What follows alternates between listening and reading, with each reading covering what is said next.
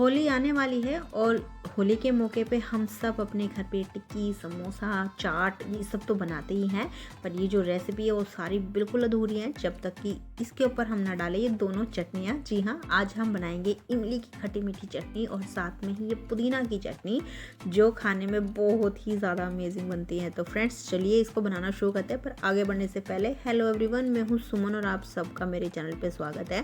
Friends उम्मीद रखती हूँ आज की जो ये रेसिपी आपको बहुत पसंद आएगी। अगर रेसिपी पसंद आए तो प्लीज़ वीडियो को आप लाइक ज़रूर कीजिए, शेयर भी कीजिए अपने फैमिली फ्रेंड्स के साथ और चैनल को सब्सक्राइब करना बिल्कुल मत भूलिएगा।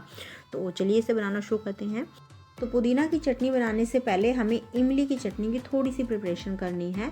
तो यहाँ मैंने करीबन 250 ग्राम इमली ली है और अभी आप देख सकते हैं इसके अंदर बहुत सारे बीज हैं। आप बिना बीज की इमली भी ले सकते हैं। तो एक बार इनको इस तरीके से हम अलग कर लेंगे और अब इसके अंदर हम डाल देंगे करीबन 1.5 गिलास बिल्कुल गरम गरम पानी। तो फ्रेंड्स पानी को बिल्कुल अच्छे से एक बार उबाल लीजिए और फिर इसके अंदर ऐड करना है। अब इसके बाद हम इमली को कम से कम 1 घंटे के लिए छोड़ देंगे ताकि जो इमली है बिल्कुल सॉफ्ट हो जाए और इसका पल्प निकालना हमें थोड़ा आसान हो जाए। तो चलिए फ्रेंड्स, जब तक हमारी इमली अच्छे से सॉफ्ट होती है हम बना लेंगे हमारी बहुत ही ये खट्टी चटपटी सी पुदीना चटनी। तो इसको बनाने के लिए हमें लेना है एक बार मिक्सी का जार और इसके अंदर हम डालेंगे 1 गुच्छी धनिया पत्ती और साथ में आधा कप डालेंगे पुदीना। तो पुदीना बहुत ज़्यादा नहीं डालना है फ्रेंड्स, नहीं तो बहुत स्ट्रॉन्ग टेस्ट आएगा चटनी के अंदर इसका। साथ में 6 से 7 लहसुन की कलियाँ डालेंगे और 1 इंच डालेंगे अदरक का टुकड़ा।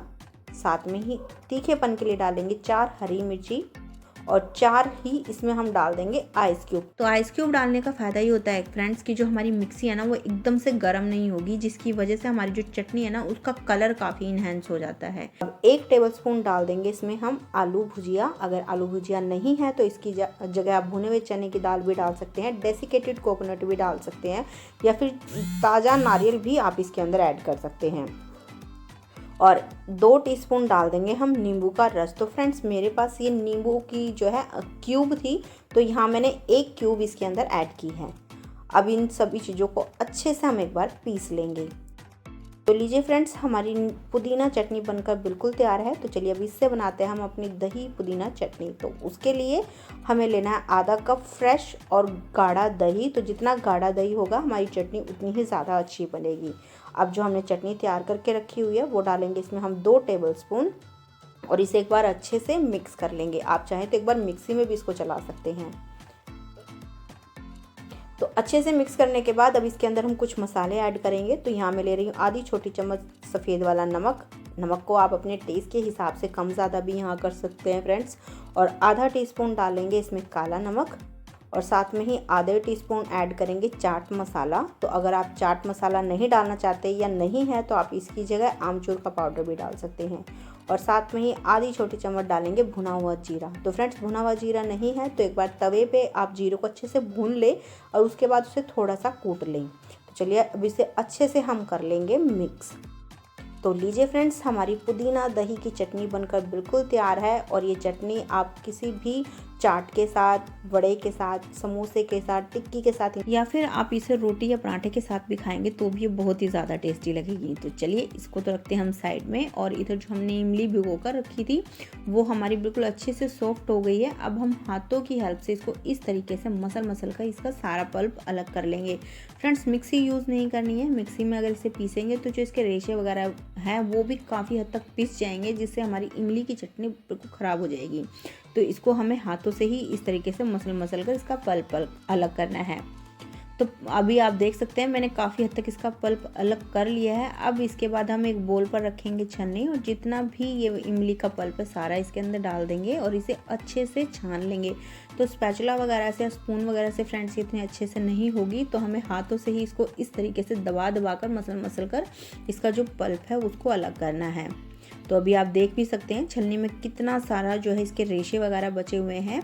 तो फ्रेंड्स एक चीज़ हमें ध्यान रखनी है, अगर यहाँ पर आपको इसका जो पल्प है उसको अलग करने में दिक्कत आ रही है तो आप यहाँ आधा गिलास तक पानी इसके अंदर डाल सकते हैं, पर बहुत ज़्यादा पानी मत डालिएगा, नहीं तो फिर क्या होगा, हमें इमली को ज़्यादा पकाना पड़ेगा जिसकी वजह से जो इमली की चटनी है वो थोड़ी कड़वी हो सकती है। इसलिए हमें पानी की क्वांटिटी को थोड़ा कम ही रखना है। तो अभी आप देख भी सकते हैं मैंने अच्छे से इसको छान लिया है और छलनी के अंदर आप देख सकते हैं कितने सारे रेशे और बीज वगैरह हैं। तो इसे हम हटा देंगे और इस इमली के पल्प को एक बार हम फिर से छानेंगे। तो उसके लिए एक बोल पर रखेंगे हम छलनी और जितने भी इमली का पल्प है सारा इसके अंदर डाल लेंगे और अब चम्मच से हम इस तरीके से इसको छान लेंगे।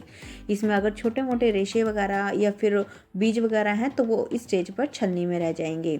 तो अभी आप देख सकते हैं मैंने इसे अच्छे से छान लिया है। इसमें हल्के फुल्के रेशे हैं, साथ में एक आधा बीज भी आप देख रहे हैं। तो बस इसे हटा देंगे और ये हमारा इमली का पल्प बनकर बिल्कुल तैयार है। इस इमली के पल्प को आप 2 से 3 महीने के लिए फ्रिज में स्टोर करके रख सकते हैं। तो चलिए अब इससे बनाते हैं हम हमारी चटपटी सी इमली की चटनी। तो उसके लिए हम गैस पर रखेंगे कढ़ाई और इसके अंदर हम डालेंगे 1 टेबलस्पून रिफाइंड ऑयल। आप इसकी जगह घी या बटर भी डाल सकते हैं। जब ये तेल अच्छे से गर्म हो जाए तो आधी छोटी चम्मच डालेंगे जीरा और साथ में 1/4 छोटी चम्मच डाल देंगे हींग और अच्छे से इनको हम भून लेंगे। तो जब जीरा हमारा अच्छे से भून जाए इसके अंदर हम डाल देंगे गुड़।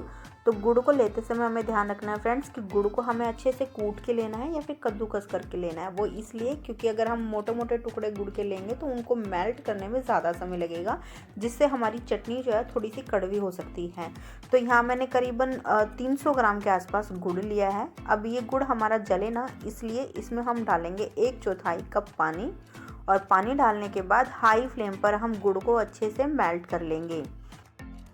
तो जब गुड़ अच्छे से मेल्ट हो जाए इस स्टेज पर इसके अंदर हम डाल देंगे इमली का पल्प जो हमने अभी तैयार किया है और इमली का पल्प डालने के बाद हाई फ्लेम पर एक बार इसमें हम अच्छा सा उबाल आने देंगे।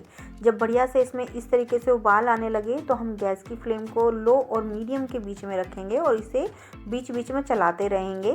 तो चलिए जब तक हमारी इमली अच्छे से पक रही है हम इसके लिए बहुत ही ज़्यादा बढ़िया मसाला बनाकर तैयार करेंगे, जिससे हमारी चटनी का जो टेस्ट है बहुत ही ज़्यादा अमेजिंग आएगा।